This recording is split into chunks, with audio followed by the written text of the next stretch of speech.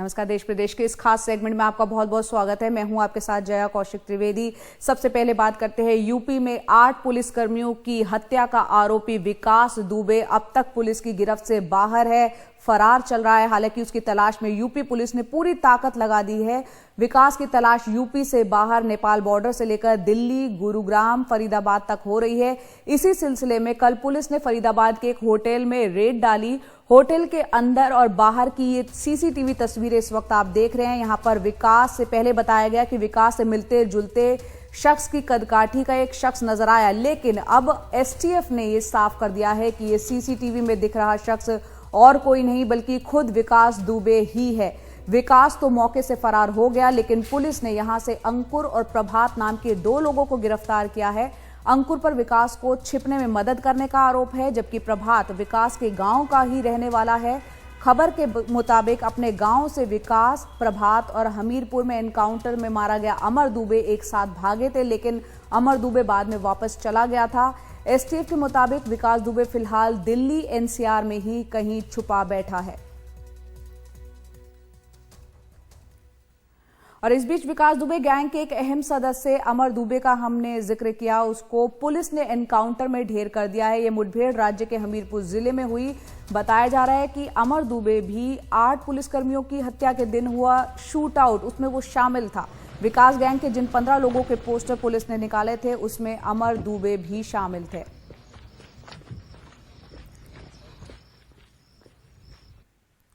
और अब यूपी की बात करते हैं बिहार की। कोरोना काल में बीजेपी की तर्ज पर जेडीयू ने भी अब वर्चुअल रैली का रास्ता अपना लिया है। बिहार चुनाव से पहले सरगर्मियां यहां पर काफी तेज हो गई हैं, लेकिन बिहार में विपक्ष वर्चुअल रैली का पुरजोर विरोध कर रहा है। बिहार की ज्यादातर पार्टियां डिजिटल माध्यमों में काफी पिछड़ी हुई हैं। विपक्ष ने निर्वाचन आयोग से भी ऐसी बैठक पर रोक लगाने की मांग की है। इससे पहले बीजेपी की वर्चुअल बैठक को लेकर अखिलेश यादव सहित कई दूसरे नेताओं ने इसमें बहुत ज्यादा खर्चे को लेकर सवाल खड़े किए थे। और वहीं बिहार की मुख्य विपक्षी पार्टी है आरजेडी, और वो नहीं चाहती कि कोरोना के इस काल में विधानसभा के चुनाव बिहार में होने चाहिए। तेजस्वी यादव ने कहा कि राज्य की स्थिति इस वक्त बहुत ज्यादा खराब है, भयावह है। उन्हें लगता है कि चुनाव कराने की स्थिति अभी सही नहीं है। तेजस्वी यादव ने कहा कि कोई भी यह अंदाजा लगा सकता है कि जब कोरोना का वायरस मुख्यमंत्री आवास तक पहुंच चुका है तब आम लोगों की हालत इस वक्त क्या होगी। उनके मुताबिक बिहार में चुनाव के लिए माहौल बनाने के लिए टेस्टिंग को फिलहाल कम किया जा रहा है। ये लोग वर्चुअल रैली कर रहे, खेल रहे। आखिर इतनी जल्दबाजी इनको क्यों है?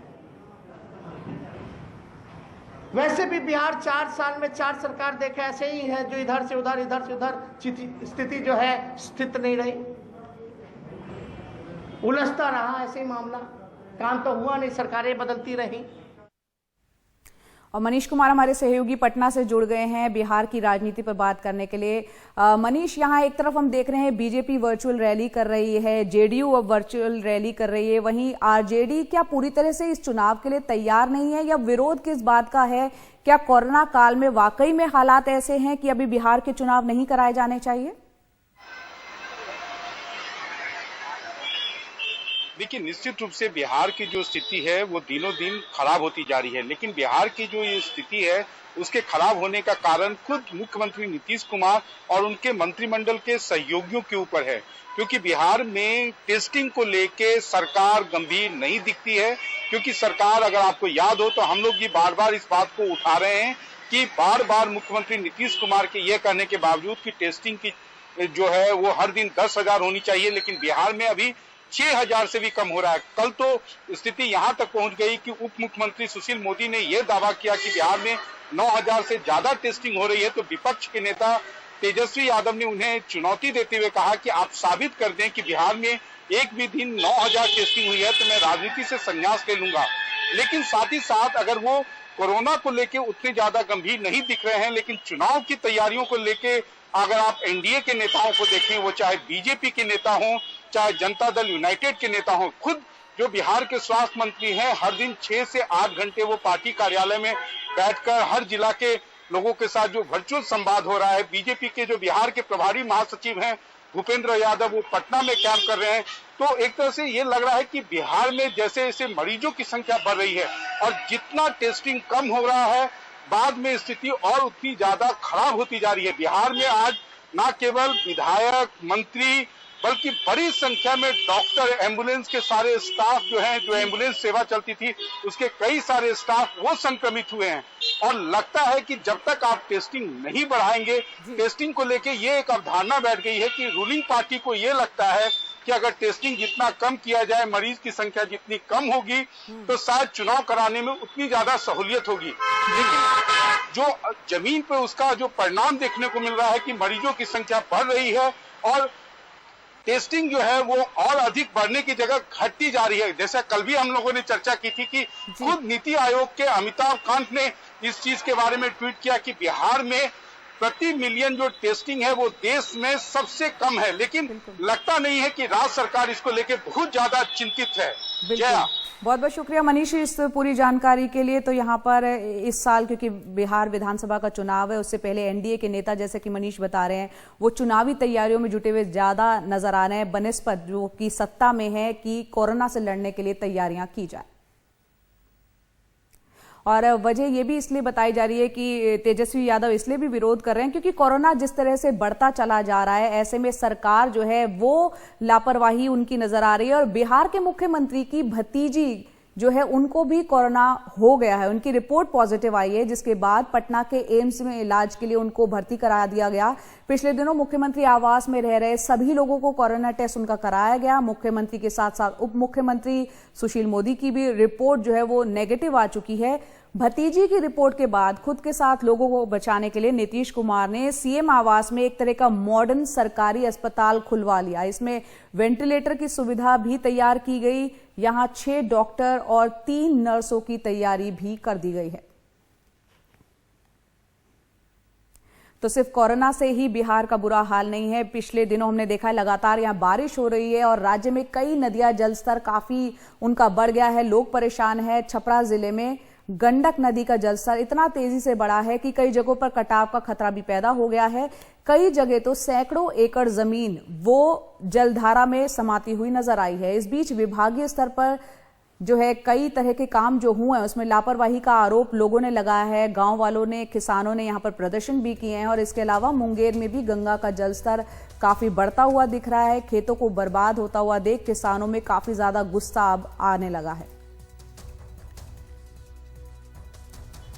बिहार के पूर्व मुख्यमंत्री लालू प्रसाद यादव की सुरक्षा में तैनात पुलिसकर्मी कोरोना पॉजिटिव निकल आया है। रांची के राजेंद्र आयुर्विज्ञान संस्थान यानी रिम्स के जिस वार्ड में भर्ती हैं लालू प्रसाद यादव, वहां पर कोरोना से बचाव के लिए काफी सतर्कता बरती जा रही है। और इस बीच आरजेडी के नेता तेजस्वी यादव ने एक बड़ा बयान दिया है जिसमें यह कहा है कि कोरोना के इस काल में लाशों के ढेर पर चुनाव कराना बिल्कुल भी ठीक नहीं है।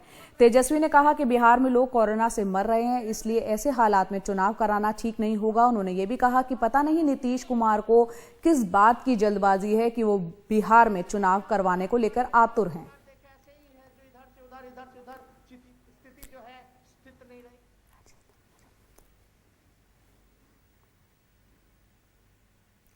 फिलहाल ले लेते हैं एक ब्रेक, लेकिन ब्रेक के उस पार आपको दिखाएंगे राजस्थान के कोटा में कितना बड़ा मगरमच्छ और कहां से पकड़ा गया, देखेंगे ब्रेक के बाद।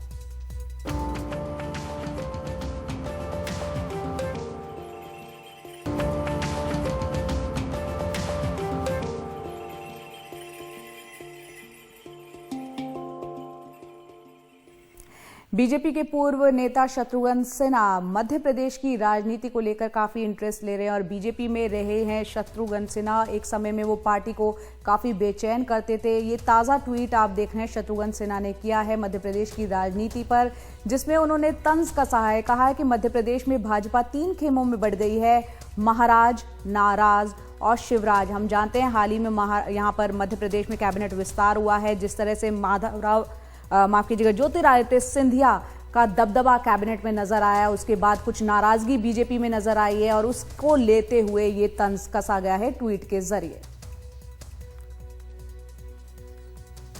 और मध्य प्रदेश के बैतूल में आपको बता दें कि सावन का पहला सोमवार जब था, वहां बिल में से एक साथ कोबरा के 100 से ज्यादा बच्चे निकले, जो कि गांव वाले यहां पर पहुंचे और भगवान शिव का इसको चमत्कार मानने लगे। वो इनकी यहां पर पूजा करने लगे, यहां पर नारियल चढ़ाने लगे और जिस बिल से सांप के बच्चे बाहर आए, वहां पर एक मंदिर निर्माण का काम भी शुरू करा दिया गया।